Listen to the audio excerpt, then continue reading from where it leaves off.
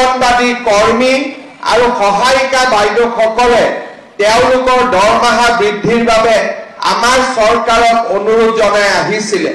মই আপোনালোকক ক'ব খুজিছো যে অহা 1 অক্টোবৰৰ পৰা আমি আপোনালোকৰ দৰমহাও বৃদ্ধি কৰিম আৰু লগতে আপোনালোকক এটা এককালীন সাহায্যও আমি আগবঢ়াম।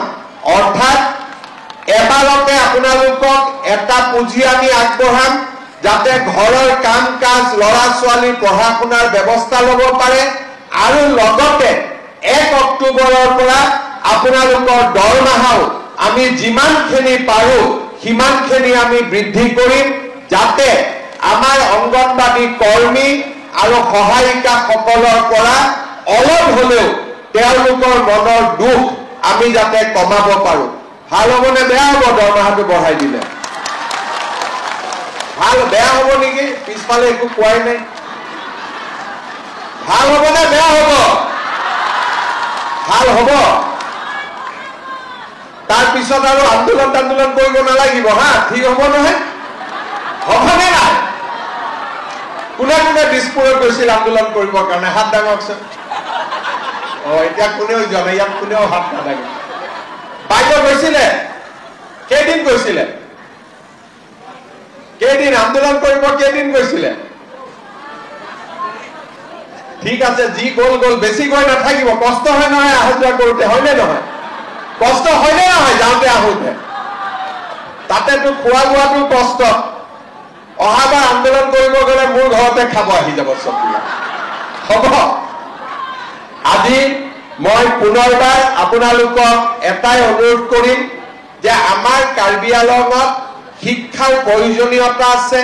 কাৰ্বি আংলঙত মেডিকেল কলেজ হ'ল, কেঞ্চাৰ হস্পিটেল হ'ব, সৈনিক স্কুল হ'ব, ইঞ্জিনিয়াৰিং কলেজ হ'ব, ভেটেনাৰী কলেজ হ'ব, এগ্ৰিকালচাৰ কলেজ হ'ব। কিন্তু এই স্কুল কলেজবিলাকত আমাৰ যদি কাৰ্বি আংলঙৰ ল'ৰা ছোৱালীয়ে পঢ়িব নোৱাৰে তেতিয়াহ'লে আমি ইয়াত ইমান ডাঙৰ অনুষ্ঠানবোৰ পাতিও কোনো লাভ নহ'ব। সেইবাবে আমি অংগনবাদী কেন্দ্ৰৰ পৰা প্ৰাথমিক বিদ্যালয়ৰ পৰা উচ্চ মাধ্যমিক বিদ্যালয় আৰু কলেজলৈকে আমি পঢ়াৰ এটা ভাল পৰিৱেশ নিৰ্মাণ কৰিব লাগিব। যদি ল'ৰা ছোৱালীয়ে অংগনবাদী কেন্দ্ৰতে পঢ়াৰ ওপৰত আকৰ্ষিত হয় আৰু পঢ়াক তেওঁলোকে জীৱনৰ লগত সমাহিত কৰি লয় তেতিয়াহ'লে আগলৈ আমি তেওঁলোকক আগুৱাই লৈ যাব পাৰিম। আমাৰ অসমীয়াত এটা কথা আছে যে যি মূলা বাঢ়ে তাৰ দুপাততে চিন। অৰ্থাৎ সৰুতে আপোনালোকে পঢ়াই শুনাই ল'ৰা ছোৱালীক যি পৰিৱেশলৈকে লৈ যাব তেনেকৈ ল'ৰা ছোৱালী আগবাঢ়ি যাব।